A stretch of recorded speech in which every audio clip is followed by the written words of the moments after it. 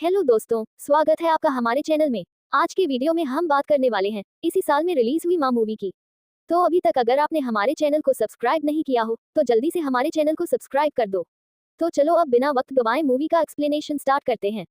और अगर इससे पहले आपने अभी तक इस मूवी का पार्ट 1 का एक्सप्लेनेशन नहीं देखा हो तो हमारे चैनल को सब्सक्राइब करके पार्ट 1 का एक्सप्लेनेशन देख लो।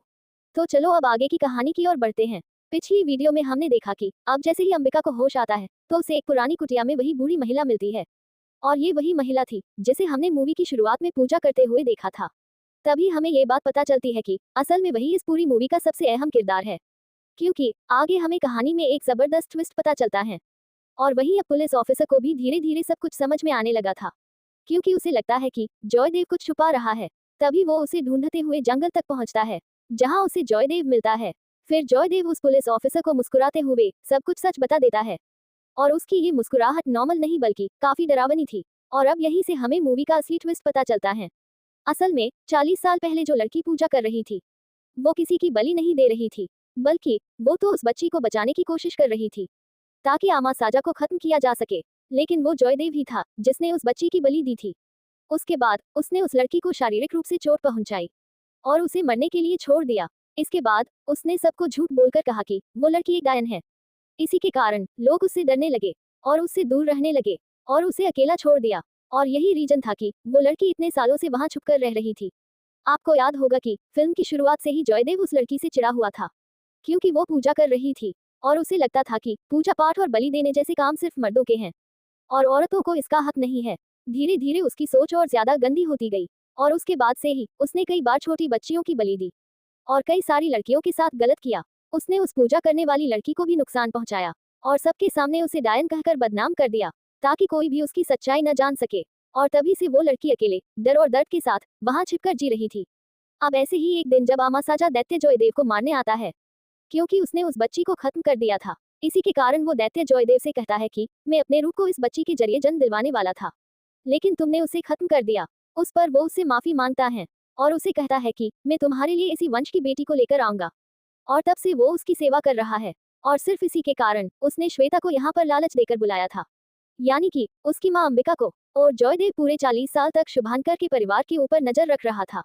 और जब शुभांकर यहाँ पर आया था तो ये सारी करतूतें किसी और की नहीं बल्कि जॉयदेव और इसी आमासाजा दैत्य की थी। उसने शुभांकर को जानबूझकर मार डाला ताकि उसकी बेटी यहाँ पर आ जाए और उस दैत्य के प्लान के मुताबिक अब वो यहाँ पर आ चुकी थी। उसके बाद उसने श्वेता को आमासाजा को सौंप दिया, क्योंकि वो उसे प्रेग्नेंट करके अपना बीज उसके अंदर डाल सके और अपना बचा हुआ काम पूरा कर ले, जिससे कि उसकी शक्तियां वापस आ जाएंगी, जो कि इससे भी बहुत भयानक होंगी, क्योंकि उसको तो सिर्फ एक बॉडी चाहिए थी। वहीं अब दूसरी ओर वहां पर वो दैत्य पुलिस वाले के ऊपर हमला कर देता है। और इसी बीच आमासाजा दैत्य ने जॉयदेव को पूरी तरह से वंश में लेकर उसे अपना होस्ट बना चुका था। तो चलो अब मूवी के प्रेजेंट सीन की ओर बढ़ते हैं, जहां अंबिका अपनी बेटी को बचाने के लिए माँ काली की पूजा करके उनसे शक्तियां लेती है और फिर माँ काली उसको आशीर्वाद भी देती हैं। उसके बाद वो बहुत ही गुस्से में उसी पेड़ के पास जाती है। वहां आने के बाद उसको जॉयदेव मिलता है। फिर उसकी इविल गर्ल्स अंबिका पर हमला कर देती हैं। उसके बावजूद भी वो सबसे बचकर आमासाजा दैत्य यानी जॉयदेव को मारने आगे बढ़ती है। इसका मतलब कि आमासाजा ने उसने सारी लड़कियों को अपने वश में ले रखा था। फिर वो अंबिका को पेड़ों की जड़ों में बांधकर उसका पूरा शरीर तोड़कर उसे खत्म कर देता है। अब वो श्वेता पर कुछ जादू टोना करने लगता है, मतलब कि वो उसे अपने वश लेकर उसे प्रेग्नेंट करने की विधि को स्टार्ट कर देता है। लेकिन इसी बीच अंबिका के पास उन बलि दी गई बच्चियों की आत्मा की शक्तियां और काली माँ की शक्तियां एक्टिवेट हो जाती हैं। इस वजह से वो फिर से जिंदा हो जाती हैं। उसके बाद वो तुरंत जॉयदेव से लड़ना शुरू करती है और यहाँ पर हमें अंबिका के अंदर साक्षात माँ काली का रूप दिखाया जाता है। जैसे कि उस दैत्य से अंबिका नहीं बल्कि खुद माँ काली लड़ रही थी। अब जैसे ही उसके अंदर माँ काली आती है, वैसे ही उन दोनों में काफी डरावनी फाइट होती है। अब इसी लड़ाई के बीच माँ काली उसे कमजोर करके उसी का दिल निकाल लेती है और इसी के कारण आमासाजा दैत्य की वहीं पर ही मौत हो जाती है। अब इससे वो सभी लड़कियां जो कि एविल की चपेट में थी वो पूरी तरह से ठीक हो जाती हैं, यानी कि उनकी आत्मा अब आजाद हो गई थी। अब इतना कुछ होने के बाद भी हमें एक शॉकिंग बात पता चलती है, जिसके कि सारे गांव वाले टेंशन में आ जाते हैं। और ये शॉकिंग बात ये थी कि श्वेता प्रेग्नेंट हो चुकी है। इसका मतलब अगर हमें आमासाजा को पूरी तरह से खत्म करना है तो पहले अंबिका को उसकी खुद की बेटी को खत्म करना होगा। अब अंबिका गांव वालों के भलाई के लिए अपने दिल पर पत्थर रखकर अपने ही बेटी की बलि देने के लिए तैयार हो जाती है। लेकिन तब तक सभी बच्चियों की आत्माओं को मुक्ति मिल जाती है। अब जैसे ही वो अपनी बेटी को मारने जाती है तो वो सभी गांव वाले उसको रोकते हैं और उन्हीं के साथ वो ओल्ड लेडी भी उसको रोकती है। क्योंकि वो उन्हें समझाती है कि ये कर जब खत्म हो चुका है और इसी के कारण आमासाजा अब वापस नहीं आएगा। इसका मतलब कि अब श्वेता को खत्म करने की जरूरत नहीं है, यानी अब उसकी बलि देने की कोई भी जरूरत नहीं है।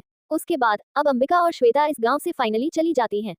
लेकिन आपको लग रहा होगा कि ये मूवी यहीं पर ही खत्म हो गई होगी, क्योंकि अब यहाँ पर आता है इस मूवी का सबसे खतरनाक सच।